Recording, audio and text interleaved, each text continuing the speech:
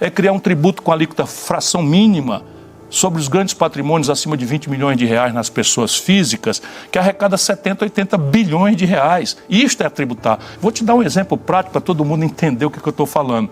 O IPTU que você paga aqui na cidade de São Paulo, onde nós estamos gravando esse programa, arrecada por mês mais do que o governo federal arrecada por ano do imposto dos latifúndios brasileiros.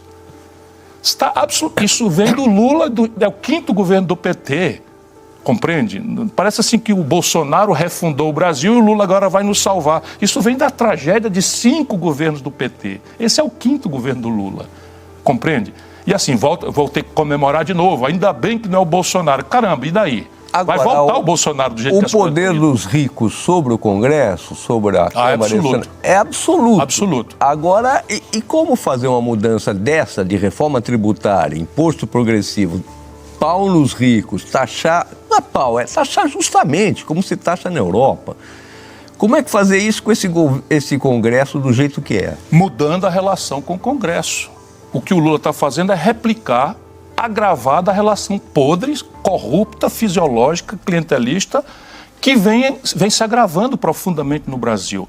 O Lula bateu recorde de liberação de emendas, de orçamento secreto, de emenda de relator, com outros nomes. E um que se está roubando, Mário Sérgio, deve haver exceções, mas está se roubando 20%, 30% disso pelo Brasil afora, em todo canto.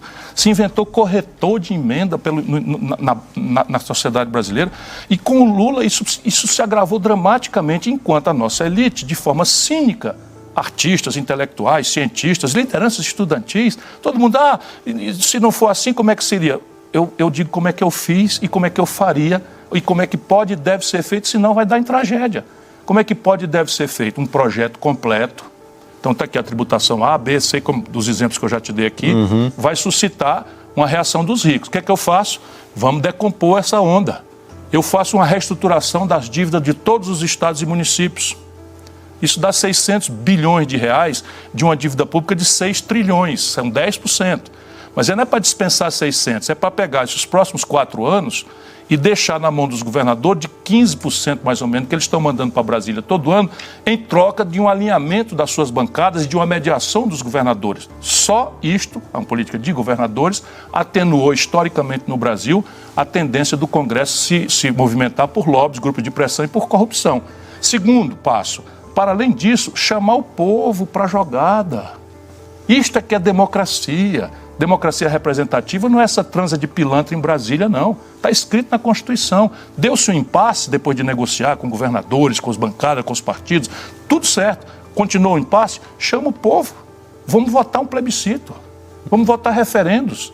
O mundo inteiro faz isso toda hora. Por que aqui não faz? Porque o baronato quer ver o povo longe do jogo. Ainda tolera eleições, desde que elas sejam manipuladas e todos os candidatos beijam a cruz. Agora, uma crítica que se faz, você fez muito na campanha, seria o voluntarismo. Pelo que você fala, às vezes dá a impressão seguinte, olha, o Lula, o PT, o governo, ou essa coalizão monstra que tem, não faz porque não quer. Porque se tendo um líder esclarecido, ele faz. Isso funciona, Ciro, realisticamente? Eu respondo que sim, funciona. Agora, deixa eu dizer, quando eu apresento uma ideia para um problema grave e complexo, com a complexidade que a solução exige, que o problema exige, sempre vão buscar a minha motivação. Ou eu estou com inveja... Não, isso eu não estou falando. Não é você, mas todas as vezes que eu trato um assunto ou denuncio um problema, ou estou com inveja, ou estou magoado, ou sou um voluntarista e tal, como se eu tivesse caído de Marte e não fosse um vivido, experiente homem público brasileiro, que foi o governador mais popular do país, que foi o prefeito de capital mais popular do país, que foi o ministro da Fazenda absolutamente exitoso, que não tem um único dia de desequilíbrio em conta pública. Eu não sei o que é déficit na minha carreira, sou o único homem público da história brasileira contemporânea que pode dizer isso aqui, afora outros tantos que a modéstia me impede de referir. Mas repare, eu estou propondo uma saída para um impasse que é mortal. Vamos levantar aqui nós dois a cabeça e olhar o grande quadro. Olha o que a democracia eleitoral brasileira produziu. Collor cassado, foi o primeiro eleito. Fernando Henrique se desmoraliza, o PSDB nunca mais ganha uma eleição nacional. Depois do Fernando Henrique vem o Lula, vai bater na cadeia. Na cadeia. Tu acha que ele foi absolvido? Nunca foi absolvido. O Supremo fez uma curva para dizer que os processos não deviam ter sido julgados. Voltou atrás, 5 anos depois, nessas maluquices que a institucionalidade brasileira tem praticado. Mas assim, o Lula foi parar na cadeia, a Dilma foi caçada, o Michel Temer foi parar na cadeia.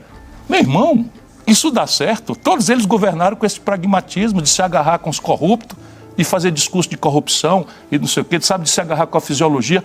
E isto com certeza não dá certo. Aquilo que eu estou propondo dá certo? Vamos experimentar.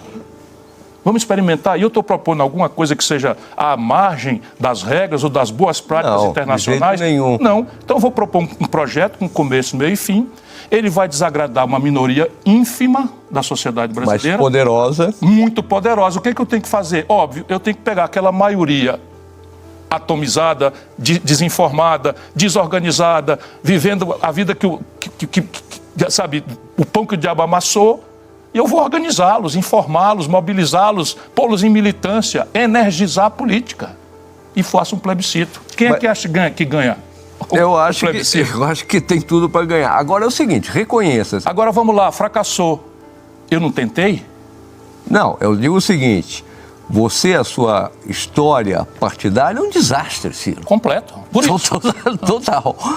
Como é que você vai fazer isso numa sociedade, como você bem falou, desorganizada, sem um instrumento de organizar essa sociedade? As formas de organizar a sociedade moderna não são mais aquelas do século XIX. A minha vida partidária é uma tragédia porque eu procuro me manter coerente. E eu ajudo a fundar um partido que era a cara da modernidade brasileira. Houve um certo momento que parecia pedante PSDB. A arrogância com que nós, tucanos, fundadores, nos apresentávamos para o povo brasileiro. Nós tínhamos a ciência, nós tínhamos a verdade, tínhamos o monopólio da seriedade do país. Vamos para o poder com essa poderosa aura e com esse currículo extraordinário, vamos para o poder e chegamos lá, fazemos o oposto. Eu não saí do partido para aderir ao governo como os trânsfugas fazem, eu saí para me manter coerente, sabe? Fernando Henrique, generosamente, escolha o ministério. Você quer ficar aqui? Não concordo com nada do que você está encaminhando aí. Vou embora. Fui estudar. Fui embora para os Estados Unidos. Isso eu não estou falando de mim, sabe? Eu não estou falando de mim. A minha questão é a forma de organizar o povo hoje está muitas vezes mais facilitada do que jamais foi ao longo do século XX. Por quê? Porque nós temos a internet. Mas a internet é virtual, não é o povo reunido, não são organizações. Veja, o problema de entrevista é que a gente tem a obrigação de ser conciso. Mas vamos lá. Como é que começaria um governo que quisesse fazer diferente? Negociando. Sabe, não fazendo o discurso mentiroso de que é a Vestal contra os outros, de que é o bom contra os negativos. Não foi assim que eu fiz a vida inteira. Quando acaba a eleição, você tem que negociar com quem foi eleito. Só que o que tem que ser negociado e a forma de negociar é que dizem a diferença. Então você dizer o seguinte, está aqui um projeto, eu preciso tributar as grandes fortunas, vão atingir 20 milhões, quem tem patrimônio acima de 20 milhões, isso são 12 mil pessoas. Eu vou arrecadar 40 bilhões de reais. Eu vou fazer um tributo sobre lucros e dividendos empresariais. Isso estava pacificado no debate pré-eleitoral no Brasil. Todo mundo defendia. Ninguém mais dizia, cadê o Lula? Cadê o Haddad? Isso é uma canalice. Vai me perdoar, você cobrar imposto de renda de quem ganha R$ 2.600 e não cobrar imposto de renda quem bota R$ 1 bilhão de dividendos no bolso da pessoa física. Tenha paciência. O imposto territorial rural da agricultura e pecuária mais agressivamente competitiva do mundo recolher por ano o que o IPTU da classe média de São Paulo recolhe por mês. 5 governos do PT, percebe? Então, e essa empolhação. Então vamos propor com começo, meio e fim. O que eu vou dar em troca? Eu vou descomprimir o Pacto Federativo.